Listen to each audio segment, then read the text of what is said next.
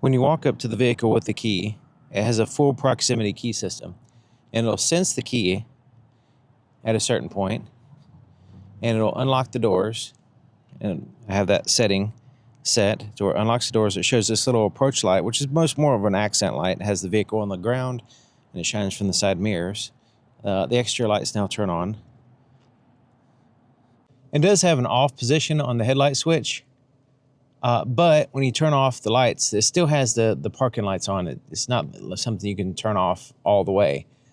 So let's go ahead and turn on the parking lights. The parking lights are these white LEDs, and they're basically daytime running lights as well. And they kind of have a style as well as function. Pretty cool looking. Looks like a big letter 3 right now on this side.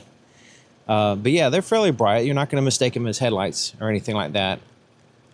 But yeah, they look good. Nice, bright, sharp LEDs.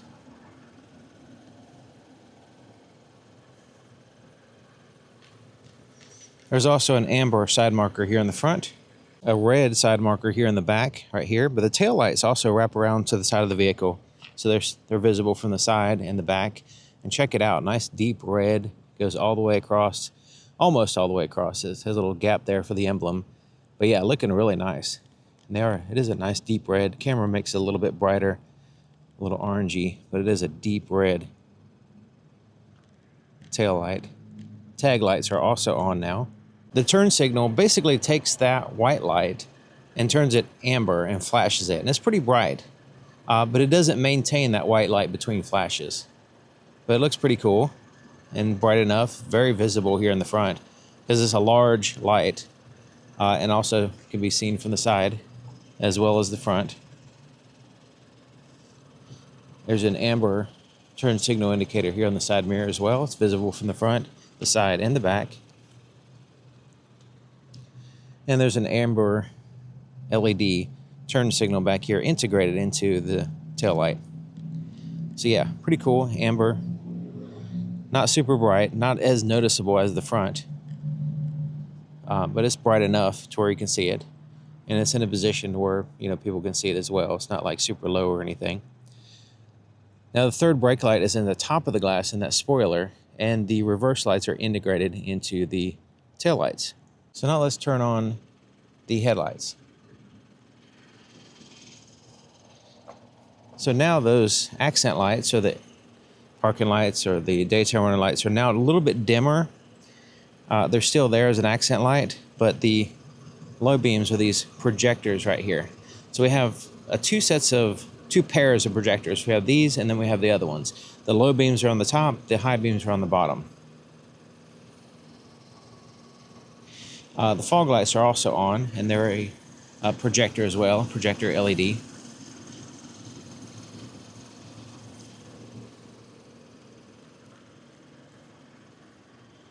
Looking pretty good.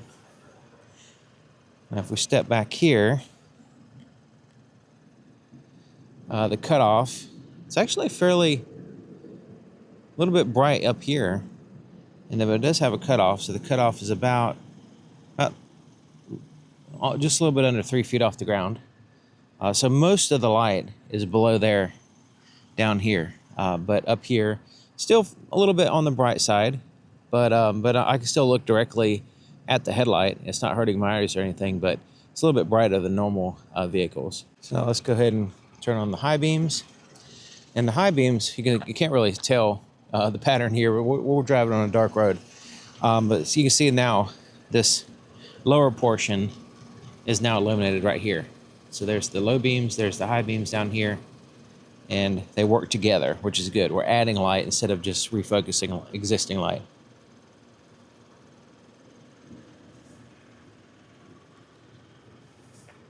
The cargo light is just a single light here in the center, right here. And it's not that bright either, so it's okay, I guess, but it could be a lot better here in the back. It just mostly just shines lights right, and it's just a light right there.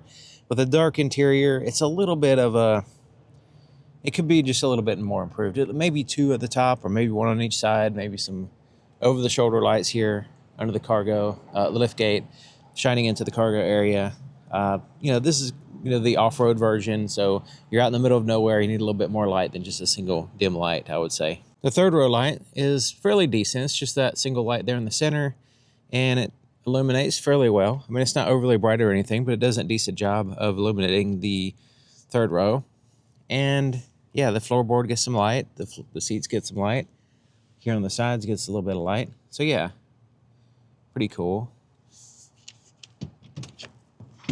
Second row, there's a light, one on each side of the sunroof, and once again, it spreads out the light good. Even the floor has a little bit of light in it.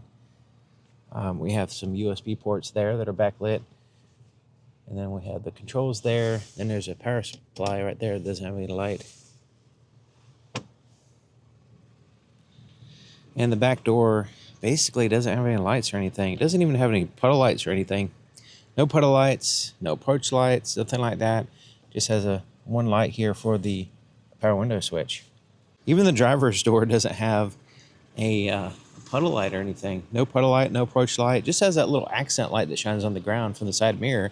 But that quickly goes away. It doesn't really help you in any practical way. It's just kind of like a little cool factor, right? Wish it actually had a real approach light, a real puddle light. So really cheap vehicles have puddle lights. I'm not sure why this one doesn't have it. And once again, no pocket lights or anything. We have some backlit buttons here, but then the presets for the seats are not backlit. So yeah, no lights in here at all. Interesting. So there is some little floorboard illumination, and then the light in this compartment here, which that's pretty much glad to see that, because that's one of those areas in which is very dark, and if you don't have a light in there, it's not going to be good. And the lights coming here in the front are just coming from that center part right there. Just basically the map lights. I just turn those on.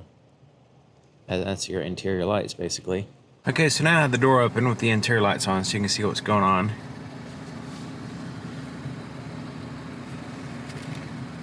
Shut the door. Interior lights fade out. And it has a subtle floorboard illumination.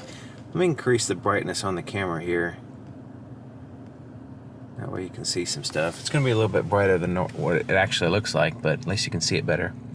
So the buttons on the steering wheel, they're not super bright, but you can see them.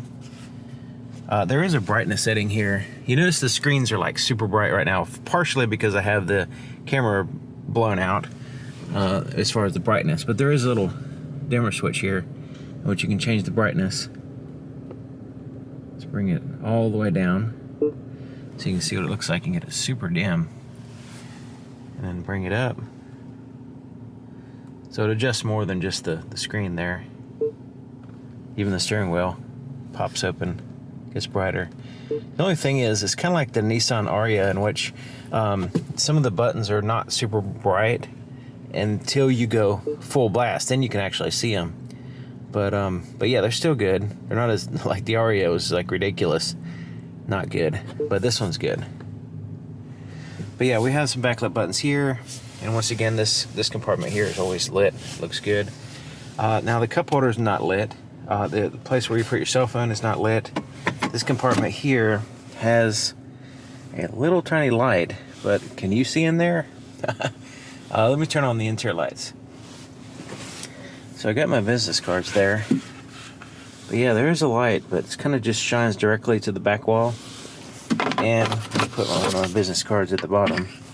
So yeah, it's mostly, yeah, I guess we can see it. It's just like dark in there. So, I mean, it's black. So the light, yeah, it picks it up.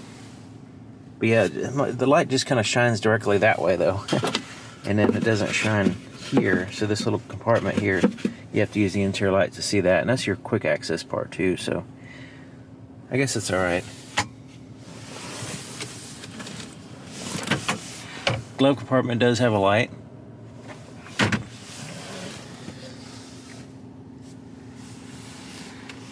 Then there's the light, the buttons for turning on the interior lights are illuminated, so that's a plus, unlike some other vehicles. And then the sunroof controls are illuminated. The visor has a mirror and light. In the settings, there's an accent lighting adjustment. So if you just want to adjust the floorboard illumination and that center console, that little light under the bottom, you can adjust the brightness. I have it all the way up. So it's not super bright even at all the way up, but that's the adjustment there. So that's under settings, accent lighting, interior light. This one does have a dash cam, and it works well day or night basically. Does a decent job of you know, just kind of recording what's around. It's not like super clear or anything, but you get the front view, the back view, and then you have an inside view right here. So you can see inside view. And let's turn on the backup camera so we can see that. It's pretty bright, it's much brighter. So let me turn the brightness down on the camera here. But yeah, so yeah, I can definitely see all around the vehicle. Now I do have some parking lot lights, but it's not super dark here. But in general, this camera system is really good with low light, day or night. It just works really good. Another camera system that works well is the rear view camera. So it has the rear view mirror, and then it has a rear view camera. And so during the day, you can see out behind the vehicle, and at nighttime. So yeah, it just kind of amplifies the existing light. So if there's a low light, when it's pitch dark, you can't see anything out of the mirror anyway. So this, you know, gives you a little bit better than the mirror actually.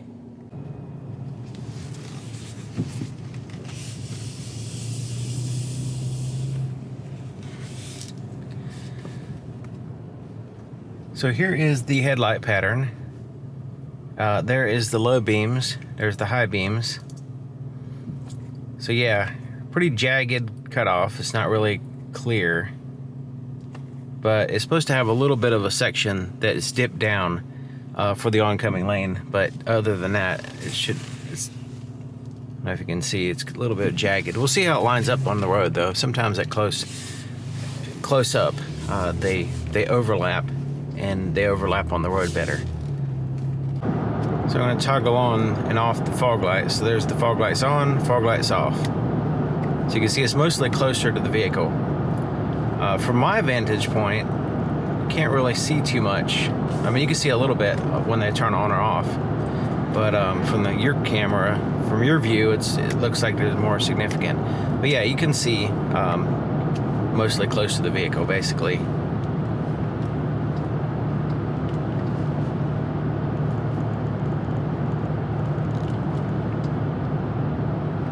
Now the distance for the low beams is not all that great. It looks like the sides of the road is well lit, well illuminated. You can see on the sides of the road well, but yeah, the distance in front of me is very, very short. You know, we're talking like 100 feet in front of me is where the cutoff hits the ground. So kind of interesting where it just doesn't really project very far. You would think with a vehicle this high up that you would get a little bit better distance with the low beams. But yeah, that's the way it is.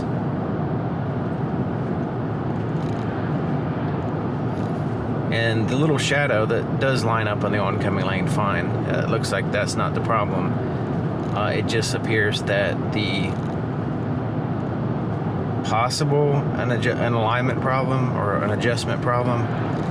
But yes, I think it's just the way these headlights are designed. Is what it seems like. So yeah, as we go down this little hill right here, we'll see the pattern. You see it on the ground. It's like not very far. Yeah, and that shadow on the oncoming lane at close up like that, it does kind of get in this side, but on my lane. But that's kind of rare that you're going downhill like that. But it doesn't help, you know. It just makes your less light, the distance even closer to the vehicle. Let's go to high beams. Yeah, high beams are much better. They kind of eliminate a lot of those problems, which will, once we get on the darker road up here, we'll check these out a little bit more detail, the high beams. But yeah, I'm not really impressed with the low beams. I'm actually a little disappointed with the low beams. Vehicle this size, this price, you know, intended for off-roading and stuff. I don't know. It's the low beams, right? So, you know, if you're going off-road and stuff, you're going to be using high beams by yourself anyway. If you're just out by yourself somewhere. But yeah, definitely definitely not impressed with the low beams. On the sides is fine. I mean, I can see on the sides of the road great, and close to the vehicle great, but man, it fades out very fast. Like, it's completely dark, just like 100 feet in front of the vehicle. It's like a cutoff on the ground. Okay, so let's go to high beams. Now, there we go. Now we can see way down the road. I can see on the trees in the distance. The road is illuminated. The trees are illuminated. The sides of the road are still illuminated because we still have the low beam still on. So that's good that we're adding this light. Yeah, so basically the high beams just basically fix all that. So, but the low beam should be better. But yeah, oh yeah, I can definitely see down the road. The brightness is adequate. The pattern is good. You can still see a little bit of the cutoff from the low beams still there, so it doesn't like blend it in or anything. But yeah, these are good. These high beams are very impressive here. Not like, you know, the best or anything like that, but compared to the low beams, they are very welcome. I'm glad that they have the good high beams, because that's really where it counts. When you're on a dark road and by yourself, you really need some good high beams, and these really deliver. Low beams, not all that great. High beams, really good. So yeah, I would say above. I would say, yeah, probably above average, or yeah, a little bit above average on the high beams. Low beams are below average.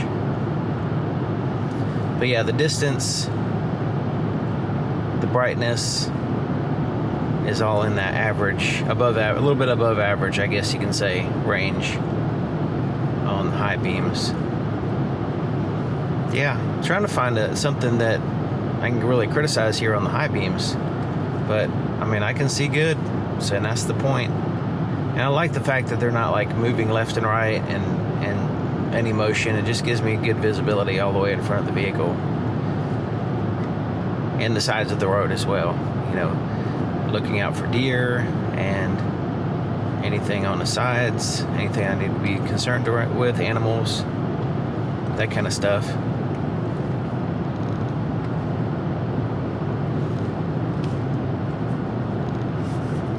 So yeah, not really satisfied with the low beams, but the high beams, you know, definitely satisfied with those. Beams are definitely not blinding other drivers. You can see the low beams are hitting the bottom of the bumper on this vehicle in front of me, going 35 and a 55. And so yeah, it's not even hitting the tailgate. These low beams. So certainly not even making it up to the glass. So yeah, these low beams take a nosedive in front of the vehicle.